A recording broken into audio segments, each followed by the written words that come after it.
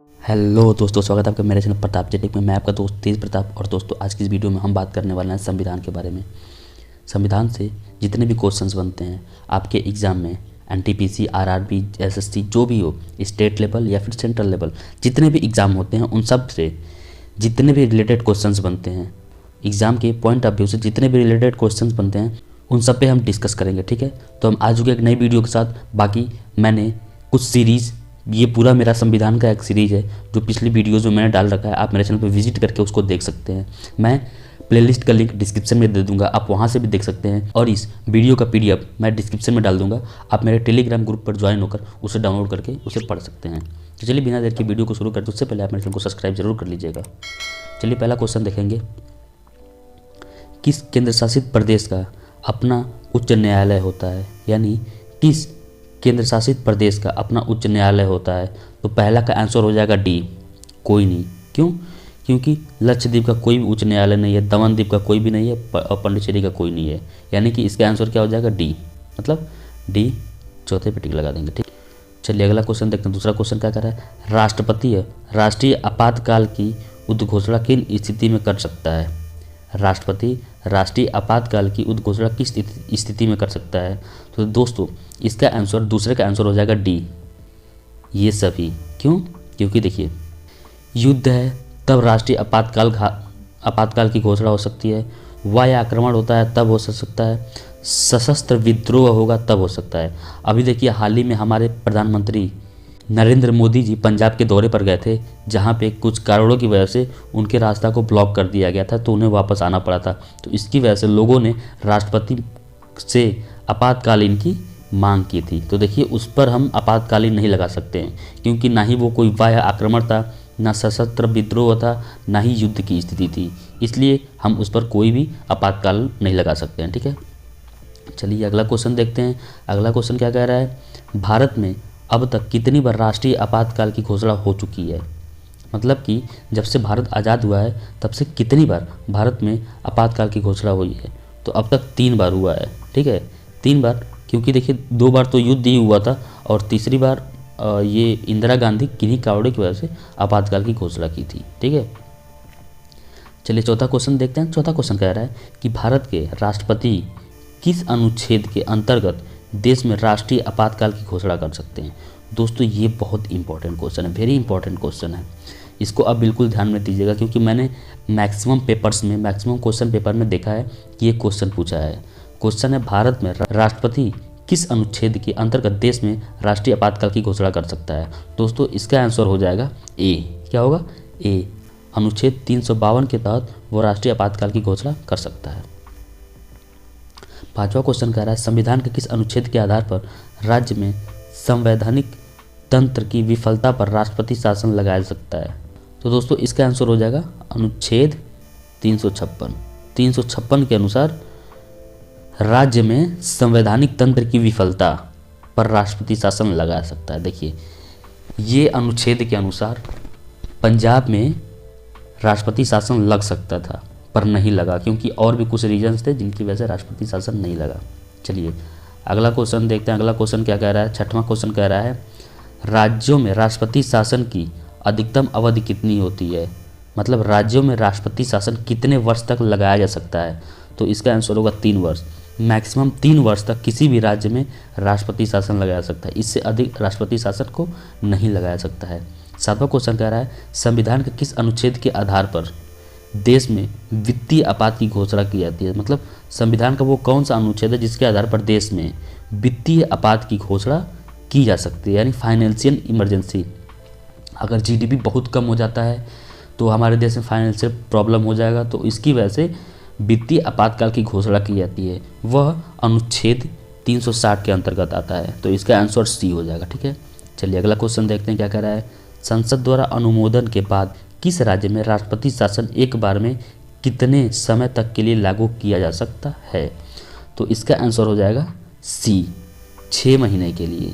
संसद द्वारा अनुमोदन के बाद किसी राज्य में राष्ट्रपति शासन एक बार में 6 महीने के लिए लगाया जा सकता है। ठीक है, चलिए अगला क्वेश्चन देखते हैं क्या कह रहा है। अगला क्वेश्चन कह रहा है, राज्य में राष्ट्रपति शासन लगने की स्थिति में कितने दिनों के अंदर उसकी संसद में स्वीकृति आवश्यक है?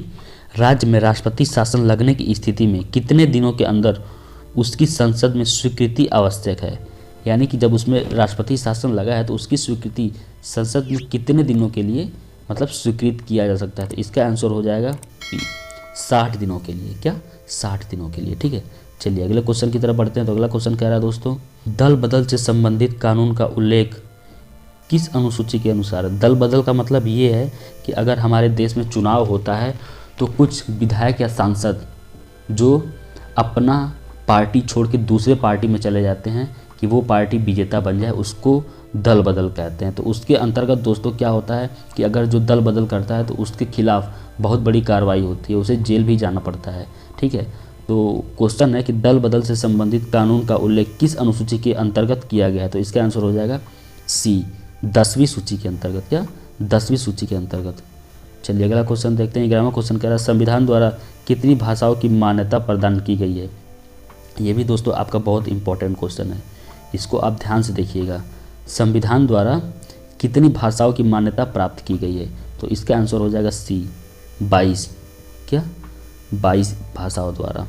देखिए 12वां क्वेश्चन क्या कह रहा है, 73वां संविधान संशोधन संबंधित है। यानी जो 73वां संविधान संशोधित हुआ था वो किससे संबंधित है। तो इसका आंसर क्या हो जाएगा, पंचायती राज से। ये पंचायती राज से संबंधित है। ठीक है, 13वां क्वेश्चन देखेंगे, वित्त आयोग के गठन का प्रावधान किस अनुच्छेद के अंतर्गत आता है।